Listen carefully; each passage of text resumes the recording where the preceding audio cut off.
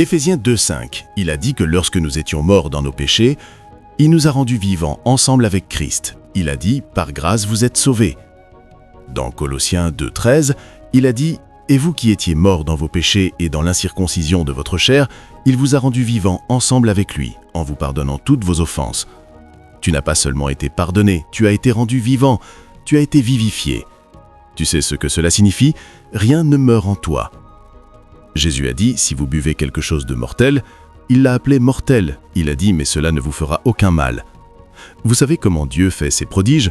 Le médecin peut regarder ta tension artérielle et dire, qu'est-ce que c'est? Tu es en train de mourir, et pourtant tu es encore là jusqu'à 89 ans. Même le médecin ne peut pas l'expliquer. On raconte l'histoire d'un homme, il était malade. On pensait qu'il allait mourir, alors ses amis ont dit, prenons une photo pour qu'on se souvienne de toi. Ils étaient environ 6 et ils ont pris une photo. Après 40 ans, il était le seul encore en vie. Tous les amis qui voulaient se souvenir de lui étaient morts, parce que même si mon foie est défaillant, je ne vis pas par mon foie, je ne vis pas par mon rein. Vous savez ce que la Bible dit?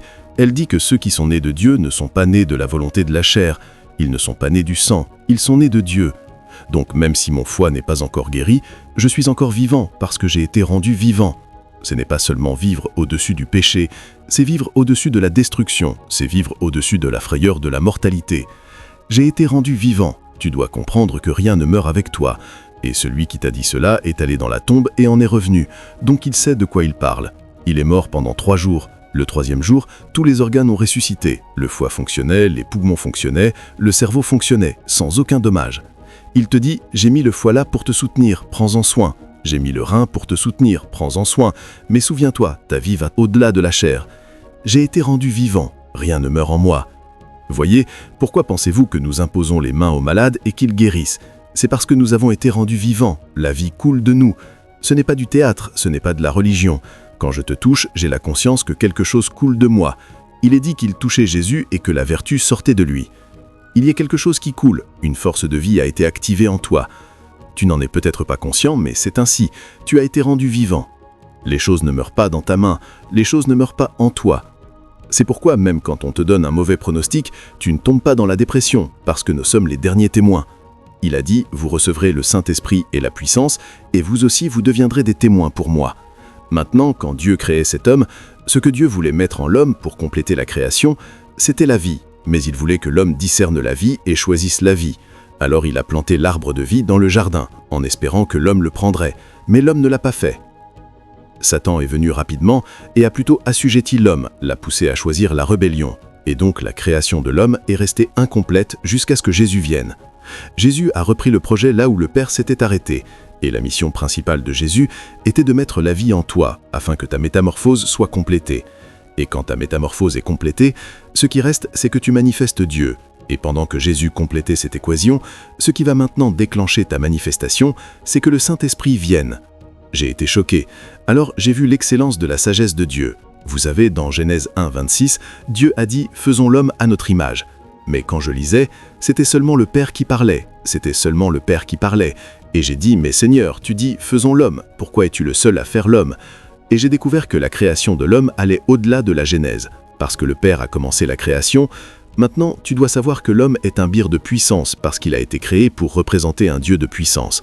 Quand la création de l'homme était discutée, la seule révélation de Dieu disponible était Elohim, le Tout-Puissant. La seule révélation de Dieu disponible était le Dieu de puissance, donc l'homme a été créé pour être un bir de puissance. Mais pour que cet être soit complété, le projet devait être terminé, donc le Père a manifesté sa puissance dans la création. Si tu veux voir la puissance de Dieu le Père, c'est dans la création. L'excellence de la puissance du Père, c'est qu'il peut créer toute chose à partir de rien.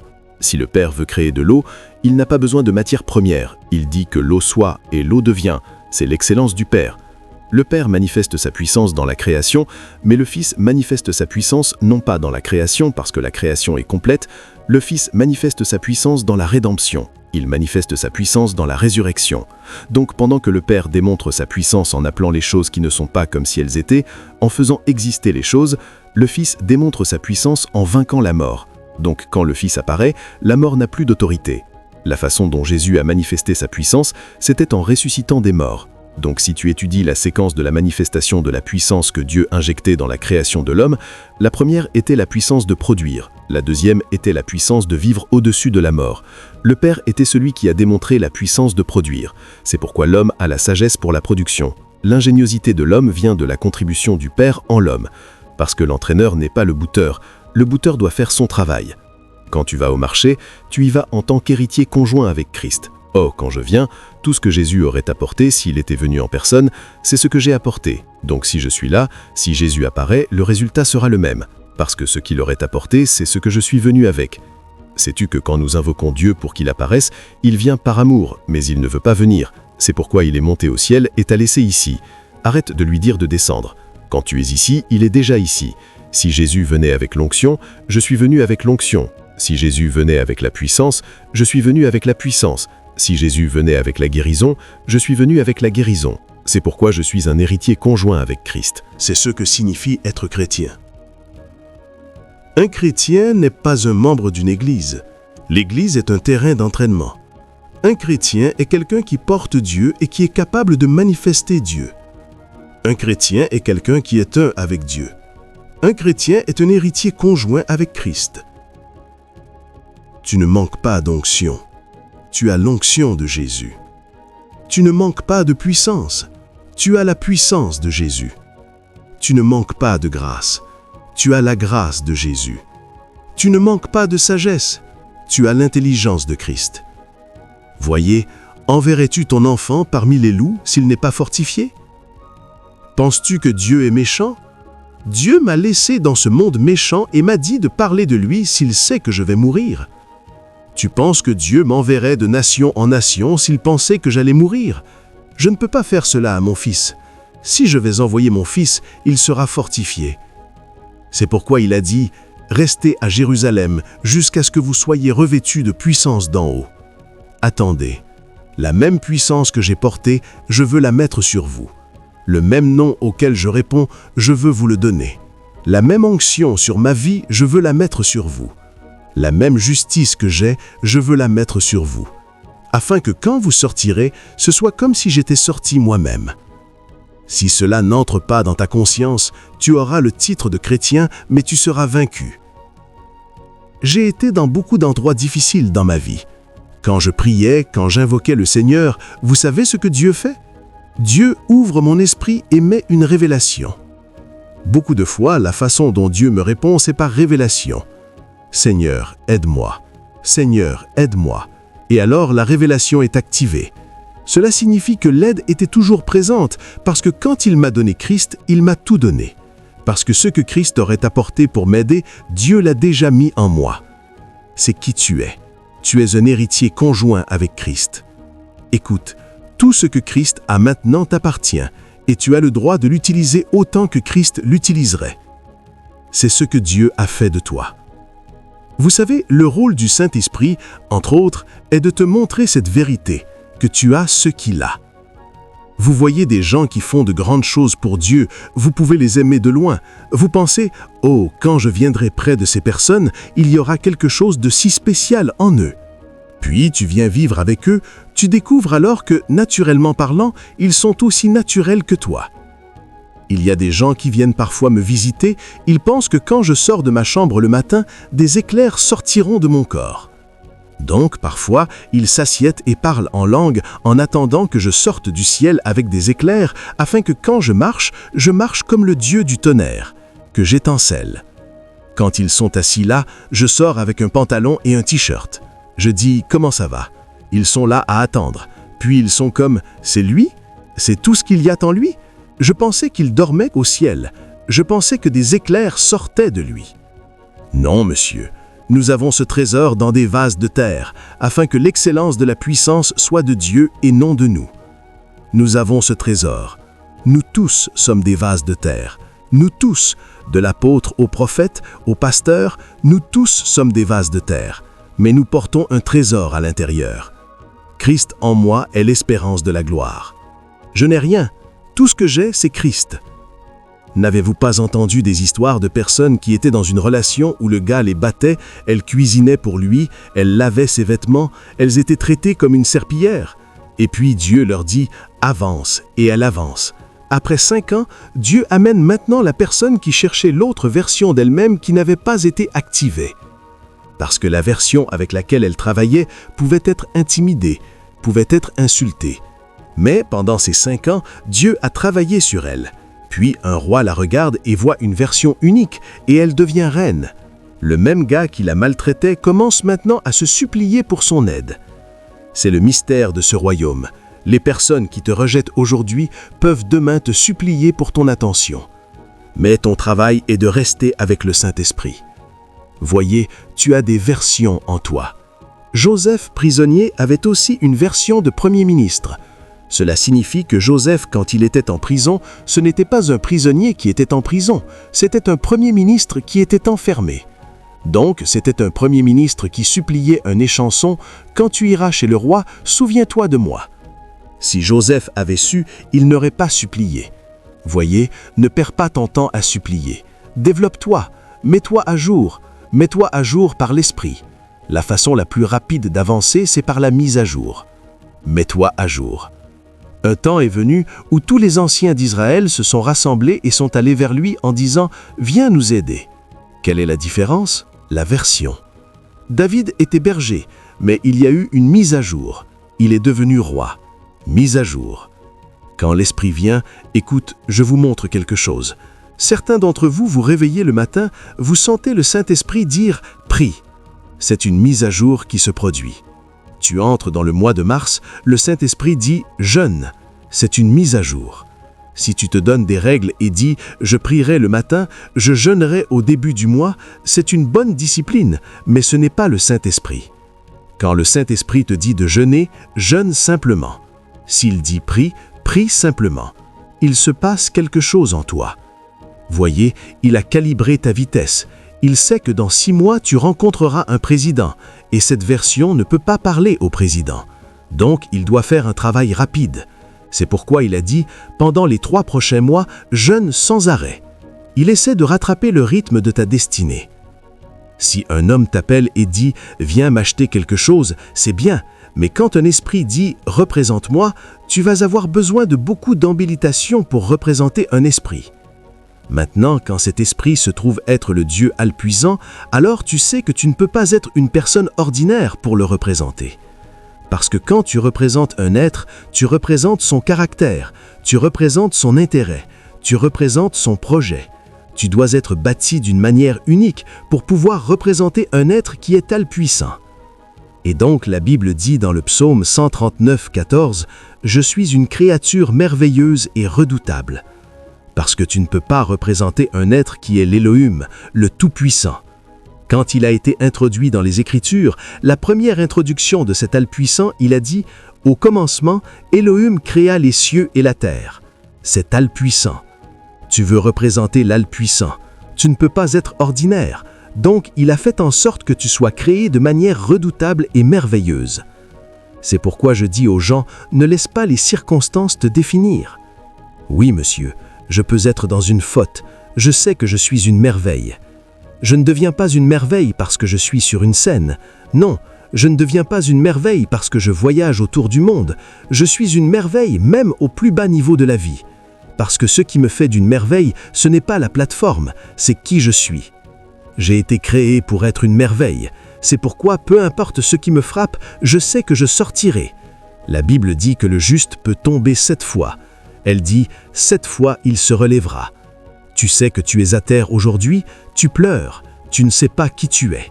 Si tu savais qui tu es, tu dirais à Satan « Tu perds ton temps parce que cet homme se relèvera encore ». Et Satan sera choqué que tu tombes. Il pense que tu es fini. Après 3 jours, tu te relèveras, tu t'époussièreras et tu te tiendras encore. Et il dira « Qui es-tu ? Je suis créé de manière redoutable et merveilleuse. » Je leur montrais ce matin que quand Dieu a décidé de nous concevoir, une chose qu'il a faite, c'est qu'il nous a fait à son image. Et je leur ai dit que c'était la première fois que l'image de Dieu était isolée dans la création. Donc même les anges sont venus regarder pour voir à quoi Dieu ressemble, parce qu'ils ne savaient pas à quoi il ressemblait. Va lire ta Bible. Tous ceux qui ont rencontré Dieu, tout ce qu'ils ont vu, c'était de la lumière. Ils ne pouvaient pas articuler l'expression de cet être. Quand Ézéchiel l'a vu, il a dit « De sa taille vers le haut, c'était de la lumière. C'était brillant comme le soleil dans sa force. » Donc, il ne savait pas qui il était. Même quand Jean a été transporté au ciel et qu'il a vu Dieu sur le trône, la Bible dit que sa ressemblance était comme le jaspe et la sardoine. Donc, quand il regardait, les anciens ne pouvaient pas le regarder. Ils tombaient sur leur visage à cause de la gloire qui émanait de lui. Donc, ils ne pouvaient pas le décrire. C'est pourquoi les anges l'appelaient Saint. Saint n'est pas un nom. Saint signifie en réalité que tu es dans une classe différente. Quand nous avons été créés nous-mêmes, nous avons vu que tu es différent de nous. Tu es dans un ordre supérieur. Tu es dans un règne supérieur. Donc, parce qu'ils ne pouvaient pas définir Dieu, il n'y avait aucun moyen de lui donner un nom. Donc, ils l'ont simplement appelé Saint. Donc, quand Dieu a voulu créer l'homme, Dieu a fait une déclaration effrayante dans l'esprit. Il a dit « Maintenant, je veux créer un être qui portera mon image ». Tout le ciel s'est arrêté. Donc, nous pouvons voir à quoi ressemble l'image de Dieu. Regardons et découvrons. Et quand Dieu a fini le design, ce qui est sorti, c'est moi. Regardez à quoi Dieu ressemble. Au cas où tu ne le saurais pas, tu n'as plus besoin d'étudier la théologie pour découvrir cela. Ceci est le corps de théologie. Si tu veux savoir à quoi Dieu ressemble, regarde-moi. Voici la forme. Il a dit « Faisons l'homme à notre image ». Donc la première chose que tu dois comprendre, c'est que tu es la figure capable de contenir la dimension de Dieu. Es-tu une personne ordinaire ? Cela signifie que bien que nous marchions sur la terre, nous sommes plus grands que la terre, parce que la Bible dit que l'éternité est dans notre cœur. Si nous pouvons incarner l'essence de Dieu, alors nous sommes plus que ce que nous voyons. Donc, quand tu vois quelqu'un qui a un cancer, il dit « Je suis en train de mourir ». Que veux-tu dire? Que sais-tu? Comment le cancer peut-il te tuer? Comment cette situation peut-elle te tuer? Quand Dieu s'est conçu lui-même, il a voulu se photocopier afin qu'il puisse voir sa dimension. Ta forme était la figure que Dieu a adoptée. Le cancer ne peut pas altérer cette forme.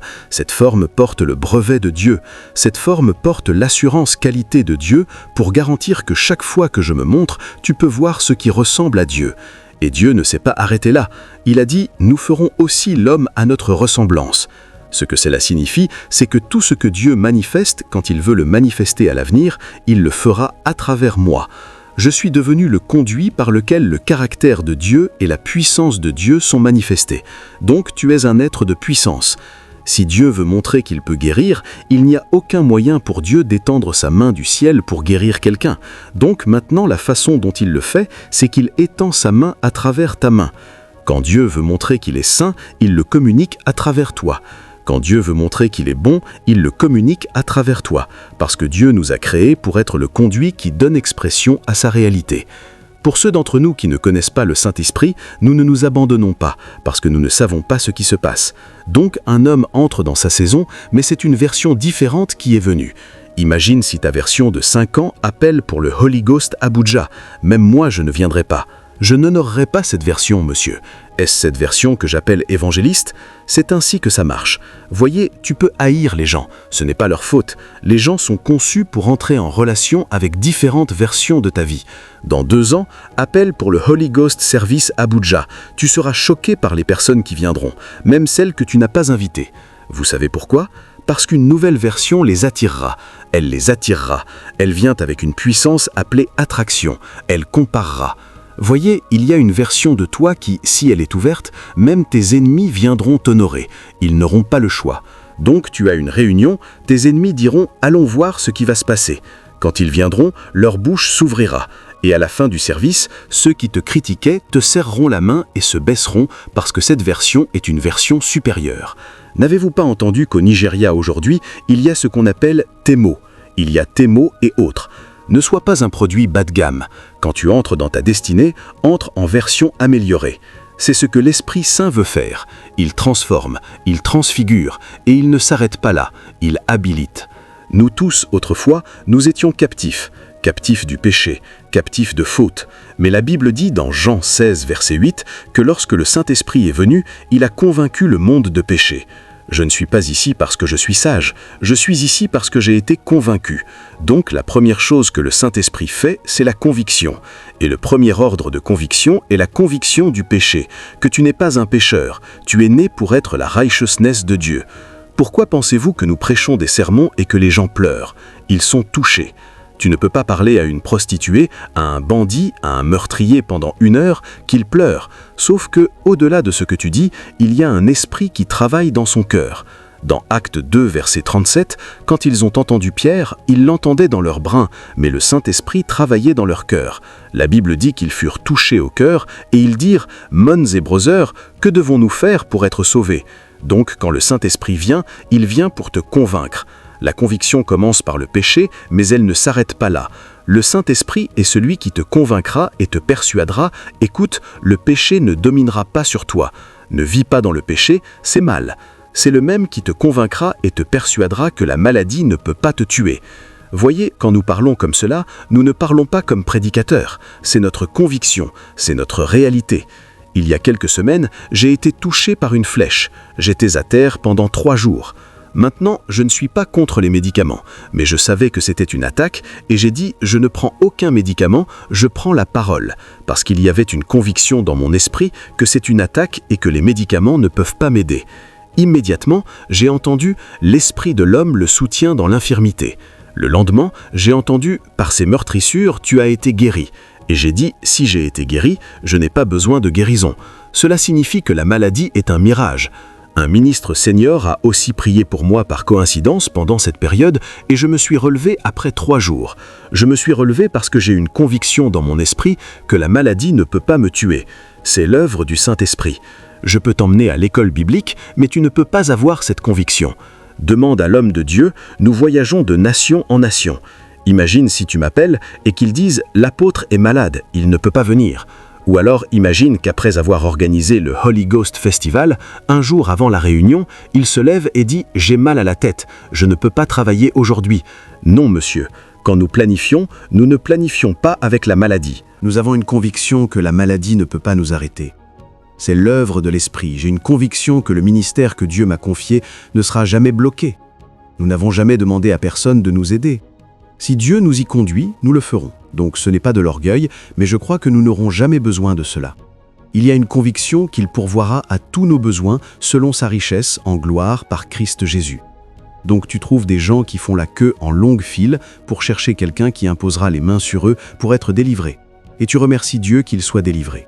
Tu vas maintenant à une autre conférence, 3 mois plus tard, les mêmes personnes sont encore dans la queue. Tu trouves des gens qui viennent pour le salut, tu remercies Dieu qu'ils soient sauvés, tu vas à une autre conférence, 1 mois plus tard, ils sont encore dehors. En fait, les gens viennent maintenant parce que c'est qui fait l'appel. Je vous dis, tu peux faire un culte ce soir et tout le monde donne son cœur à Christ. Appelle un ministre plus senior, qui a plus d'influence. S'il vient et fait un appel 1 heure plus tard, les mêmes personnes viendront. Donc, les gens ne viennent pas pour être sauvés, ils viennent pour se valider eux-mêmes. Mais j'ai une conviction, ce corps ne mourra pas de maladie. Quand mon temps sera terminé, je bénirai mes fils et mes filles et je serai transporté à Sion. C'est ma conviction. Rien de ce que je fais n'échoue, c'est ma conviction. C'est l'œuvre de l'Esprit. Quand il vient t'apporter la conviction. Mais vous savez, il ne s'arrête pas là. Quand il t'apporte la conviction, la prochaine chose qu'il fait, c'est qu'il te donne la révélation. Il commence à te montrer quoi faire pour tirer profit de ta conviction. Donc la deuxième opération de l'Esprit est la révélation. Donc quand tu vois des gens qui savent des choses qu'ils n'ont pas lues, c'est parce qu'il y a un enseignant plus grand que ton professeur d'université qui travaille en toi, parce qu'il vient révéler. La Bible dit dans Jean 16, 13, « J'ai encore beaucoup de choses à vous dire, mais vous ne pouvez pas les porter maintenant. » Donc les gens ne savent pas parce qu'ils sont enseignés. Ils savent parce que le Saint-Esprit ouvre leur intelligence. Le jour où tu deviens satisfait, ce jour-là, tu rates. Ceux qui continuent à en avoir plus ne sont jamais satisfaits. Tu viens à un culte comme celui-ci, « Père, tu m'as donné l'audace de prêcher l'Évangile, maintenant je veux voir les morts ressusciter. Je veux voir les morts se lever quand je parle. » Ton appétit est ce qui donne de la bande passante au Saint-Esprit. Le jour où tu deviens satisfait, il dit « Dès que les vases furent remplis, l'huile s'arrêta de couler. » Le Saint-Esprit ne peut pas couler là où il n'y a pas d'appétit. C'est pourquoi la Bible dit « Ceux qui ont faim et soif de justice, ce sont eux que Dieu rassasie jusqu'à ce qu'ils soient consolés. » Ne te contente pas, monsieur. Dans mon ministère, je donne rarement un témoignage qui date d'1 mois. Je ne parle presque jamais de ce qui s'est passé il y a 10 ans ou 15 ans. Pourquoi donnerais-je un témoignage de 10 ans? Je vérifie Jésus. Jésus donnait rarement un témoignage d'hier. Tu ne trouveras pas Jésus aller dans une réunion et dire « Hier, quelqu'un a été guéri ». Pourquoi te parler de ce qui s'est passé hier alors que cela peut arriver maintenant? Il y avait de l'appétit. Certains d'entre vous, vous êtes allés prier pour quelqu'un, 2 dames sont tombées il y a 10 ans. C'est votre référence. Pas d'appétit. Tu veux voir la puissance de Dieu? Aie un appétit insatiable. Tout ce qui tue ton appétit a tué ta manifestation. C'est ainsi que nous avançons, c'est ainsi que nous faisons de grandes choses pour Dieu. C'est Jésus, le grand enseignant, il a dit « Vous ne pouvez pas le recevoir maintenant ». Il a dit « Cependant, quand l'Esprit de vérité sera venu, il vous conduira dans toute la vérité. Il ne parlera pas de lui-même, il a dit « Ce qu'il entendra, c'est ce qu'il vous dira ». Il a dit « Il prendra de ce qui est à moi et il vous le donnera ». C'est pourquoi quand Paul priait pour l'église d'Éphèse, il a dit « Que les yeux de votre intelligence soient illuminés ». Comment cet œil est illuminé? C'est par l'Esprit. Donc un jour tu pries et tu sais simplement que si j'impose les mains aux malades, ils seront guéris. Tu peux avoir 30 versets dans ta tête, mais tu ne peux pas prier les malades. Et même si tu pries les malades, ils ne peuvent pas être guéris jusqu'à ce que le Saint-Esprit ouvre tes yeux. C'est pourquoi c'est crucial d'avoir l'Esprit. Tu peux simplement t'asseoir et le Saint-Esprit ouvre tes yeux et te dit « Tu es riche ». Tu vérifies ton compte ne dit pas la même chose, mais tu sais que tu es riche. Et quelques semaines, quelques mois plus tard, la richesse commence à jaillir. Et tu te demandes comment le sais-je? Je ne sais pas comment je sais. Je sais parce que je sais par l'Esprit. C'est l'opération de l'Esprit. Il est un ouvreur d'œil. Il est un révélateur. Oui, monsieur. Oui, monsieur. Ils peuvent te dire « Que peut faire une femme? Tu n'es qu'une femme. » Et puis tu t'assois, le Saint-Esprit te dit « Tu es la réponse à ta génération. » Cela n'est peut-être pas populaire, mais soudain, les protocoles commencent à s'activer. C'est le ministère de l'Esprit. Quand tu vois des gens travailler avec précision et avec impact, c'est parce qu'ils voient quelque chose et ils entendent quelque chose. Cela n'est peut-être pas audible, mais cela ne peut pas être nié. C'est l'œuvre de l'Esprit. Il est un ouvreur d'œil. Il ouvrira tes yeux. C'est ce qu'il fait. Voyez, cette chose va au-delà de tomber par terre. Si tu tombes sans conviction, rentre chez toi et prends un bain. Lave la sueur. Si tu tombes sans que tes yeux soient ouverts, il ne t'est rien arrivé, monsieur. Tu étais juste ému.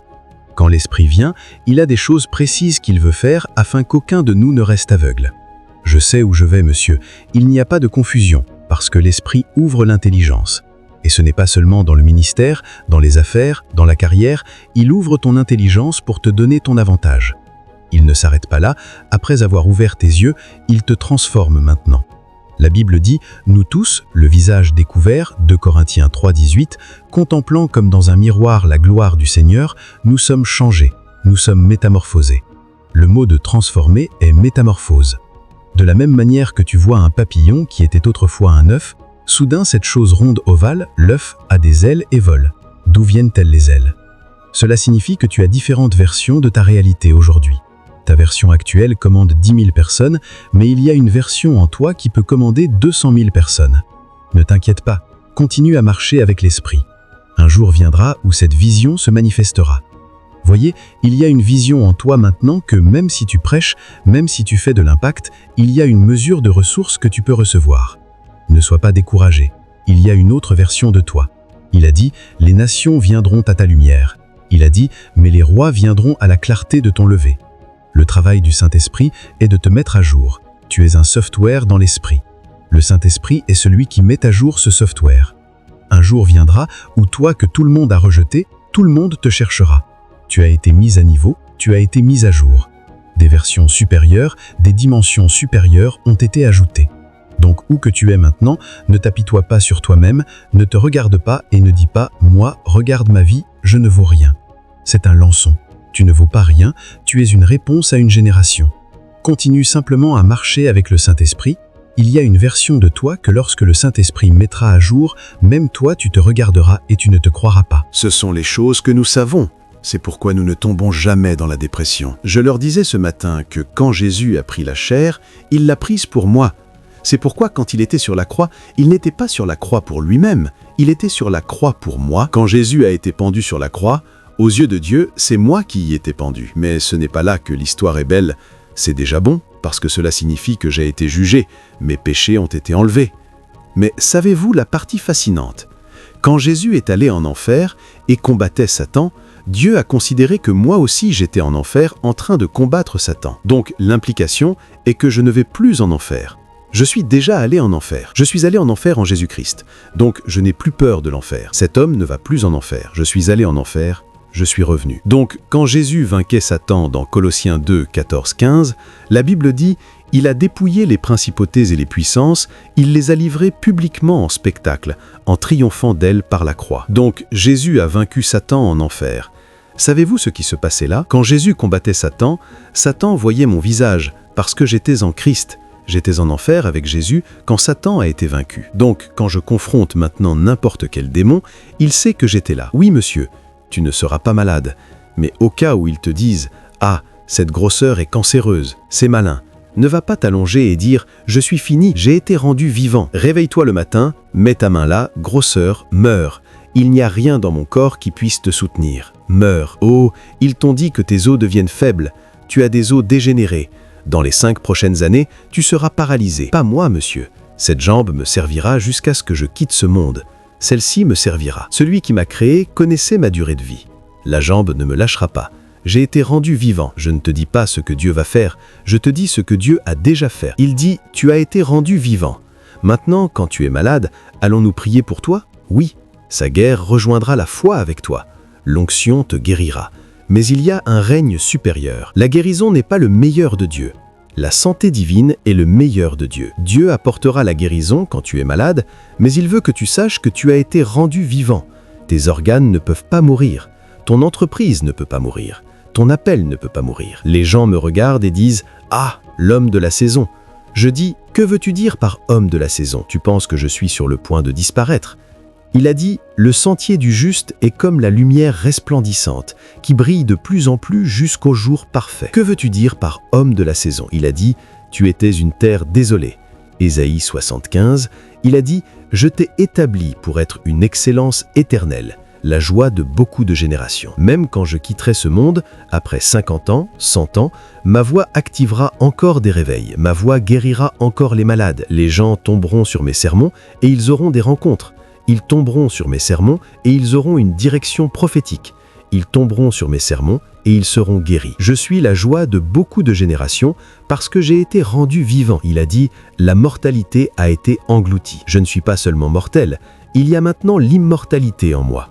La corruption a été engloutie. C'est qui tu es. Voyez, quand il y a une douleur dans ton corps, ne dis pas « Je suis fini, je ne sais pas ce qui m'arrive. » Hé, douleur, sors de mon corps. Quand quelqu'un te dit « Je suis malade, je ne sais pas, ma poitrine me fait mal », ta première réponse ne devrait pas être « As-tu vu un médecin ?» Merci à Dieu pour les médicaments. Mais nous avons quelque chose de plus grand que les médicaments. Dis à la personne « Où as-tu mal ?» C'est le côté droit. Mets ta main là. Tu as été rendu vivant. La vie coule de toi. La vie coule de toi. C'est pourquoi Jésus est ressuscité des morts. Tu as été rendu vivant. Tu as été rendu vivant. Oh mon Dieu. Parfois quand je prie, je dis « Seigneur, révèle-moi à moi-même. Je ne me connais pas. Tu dépenses tant. » Il a dit « Tu n'as pas été racheté par des choses périssables comme l'or et l'argent. » Il a dit « Tu as été racheté par son sang précieux. Qu'est-ce qu'il y a en moi qui a fait que tu payes un tel prix? Et qu'as-tu mis en moi à cause de ta résurrection? Ouvre mes yeux pour le voir. » Et c'est là que le Saint-Esprit intervient. Alors je vais vous montrer rapidement, alors que je conclus, 5 choses que le Saint-Esprit fait en toi afin que ces choses deviennent ta réalité. Numéro 1, conviction. Crois-le. Aie la conscience. Crois-le. Si vous nous voyez, il y a beaucoup de choses que nous faisons pour maintenir la conscience. Parfois, nous prions longtemps, non pas que la longue prière fasse quelque chose, mais plus nous prions, plus nous devenons conscients. Il y a des moments où pendant 3 jours, je ne regarde que des vidéos de guérison. J'essaie d'éduquer ma conscience. Je regarde simplement. Des béquilles tombent, des yeux d'aveugles voient, des oreilles de sourds ouvrent. Je regarde simplement. Plus je regarde, plus cela devient réel pour mon esprit.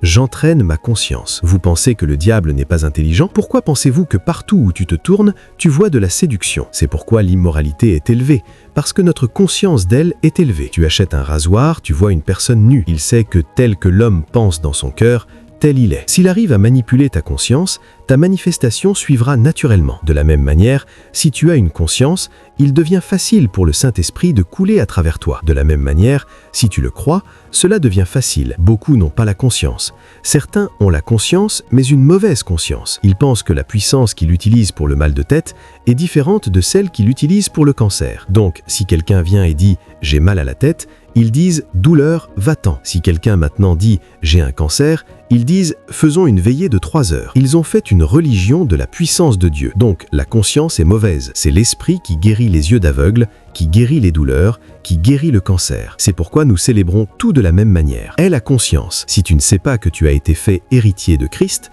et que tout ce qui appartient à Christ t'appartient, tu attendras encore 10 ans pour que cette chose vienne sur toi et le Saint-Esprit respectera ta volonté. Donc, tu dois d'abord reconnaître cette vérité et en faire ta conscience. Dans Philémon 1,6, il a dit que la communication de ta foi devienne efficace par la reconnaissance de tout le bien qui est en toi. Je sais que je suis oint. Je sais que la vie de Dieu est en moi. Je sais que j'ai le droit d'utiliser le nom de Jésus. Je n'ai besoin de personne pour me convaincre. Je sais. C'est ma conscience. C'est pourquoi il est facile pour le Saint-Esprit de m'utiliser. Il y a des gens qui peuvent avoir plus d'onction sur leur vie, mais moi je sais que je l'ai. Je ne la cherche pas, je l'ai.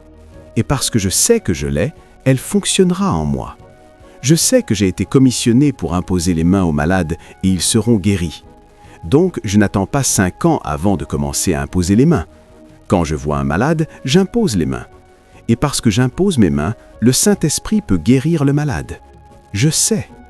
Donc la première chose est la conscience. La deuxième chose est crois-le. Tu peux ne pas le sentir. Ce n'est pas un sentiment. Il a dit « Nous marchons par la foi et non par la vue ». Tu peux venir à une réunion, tu peux ne pas sentir l'atmosphère. Tu peux aller imposer les mains aux malades, tu peux ne pas sentir l'onction. L'onction n'est pas faite pour être sentie, elle est faite pour être crue. Il n'a pas dit « Quand tu sentiras du feu sur ta main, impose les mains aux malades ». Si tu sens cela, tant mieux, profites-en. Dieu te l'a donné. Mais que tu sentes du feu ou non, il n'a pas dit « Le feu est dans ta main, impose-la aux malades ». Il a dit « Impose les mains aux malades et ils seront guéris ». Crois-le. Vous savez, le problème avec nous voyons cela dans l'Écriture et nous disons « Vous savez, quand nous sommes allés à l'université en 200 niveaux, nous faisions un cours appelé « Équation différentielle ordinaire » OD1. La première chose que le professeur nous a dite est « Je sais que vos aînés ont peut-être mis la peur dans votre cœur en disant que OD est difficile. » Il a dit « Même ici, 1 plus 1 égale 2. » Ne venez pas ici et dites « Comment 1 plus 1 peut-il être 2 en OD ?» C'est du calcul, il doit y avoir un mystère quelque part. 1 plus 1, c'est 1 divisé par 1 fois 1 plus 1 moins 1 plus 1. Ne compliquez pas. Il a dit « Imposez les mains aux malades et ils seront guéris. » Crois-le. Crois-le. Crois-le. Le jour où tu le croiras, cela commencera à fonctionner. J'ai appris cela par expérience en tant que ministre itinérant. Je vais dans certains endroits, mon esprit est en feu. Et puis je vais dans d'autres endroits, on dirait qu'on a mis un poids sur mon esprit. Je ne sens rien. Mais quand je prêche, des miracles arrivent. Cela m'est alors apparu clairement, ce n'est pas comment je me sens à ce sujet, c'est ma foi en cela qui fait la différence. Crois-le. Ce même message que nous prêchons, nous l'avons prêché pendant plus de 10 ans, mais les résultats sont différents maintenant. Tu as prêché ce que tu prêches depuis plus de 10 ans. Aujourd'hui, tu le prêches, les gens se lèvent, c'est même comme une célébration pour toi. C'est comme une blague. Parfois, je vais prêcher et je dis « dansons ». Pendant que nous dansons, les miracles commencent à arriver, parce qu'il habilite. Il a dit « Dans peu de jours, vous recevrez le Saint-Esprit et la puissance ». Il ne vient pas sans puissance, il vient pour habiliter. C'est pourquoi un charlatan peut devenir un vétéran. Il vient pour habiliter. Je sais que tu penses que tu es faible. Ne t'inquiète pas. Ne t'inquiète pas. Il y a un esprit en toi qui va bientôt échanger ta faiblesse contre sa force. Crois-le. Je vous ai dit que ce service, Dieu veut élever des gens qui manifesteront, non seulement des gens qui recevront. Crois-le. Numéro 3, sois soumis à lui. Plus tu es soumis, plus il est facile pour lui de couler. Soumets-toi à lui. Laisse-le être le patron. Voyez, bien que nous ayons une volonté, mais quand il s'agit de la manifestation de la puissance, nous sommes comme des marionnettes. De la manière dont une marionnette se cache derrière la scène et fait danser la marionnette, tu penses que la marionnette est habile. Elle n'est pas habile, elle est dirigée. Mais si tu ne te soumets pas, il sera difficile pour le Saint-Esprit de te mouvoir. Donc, quand tu te soumets, tu rends facile pour le Saint-Esprit de te mouvoir. C'est pourquoi tu peux être au marché, tu vois quelqu'un avec une main cassée, touche-le. Tu touches la personne, tu es choqué de ce qui va se passer. Même toi, tu seras « je n'ai rien fait ». Mais quand tu vois le résultat, tu es étonné. Quand j'ai commencé à marcher dans la puissance, je touchais les gens et ils criaient et tombaient sous l'onction, mais je ne sentais rien. Qu'est-ce qui les a touchés? Il y a peu d'occasions où tu sentiras quelque chose, mais beaucoup d'occasions où tu ne sens rien et pourtant les gens crient comme s'ils étaient connectés à l'électricité. Et je me demande, est-ce vrai? J'ai dû commencer à encourager certaines personnes, tu n'as pas besoin de tomber, parce que je pensais je suis comme, que ressens-tu? Je ne l'ai pas senti. Mais quand tu es soumis, cela coule à travers toi parfois sans que tu aies la sensation. Sois soumis. Sois soumis. Et enfin, aie femme de plus. Tout ce que je vous ai enseigné ici, je ne vous ai pas dit que Dieu vous donne quelque chose, je vous ai dit que tu as déjà tout. Sois conscient de ce que tu as déjà. Sois conscient de cela, crois dans ce que tu as déjà. Sois soumis au Saint-Esprit pour qu'il fasse sortir ce que tu as et aie plus d'appétit pour voir plus de ce que tu as se manifester à travers toi. C'est pour cela que Dieu t'a appelé ce soir. Ce soir, il y aura un réveil pour quelqu'un.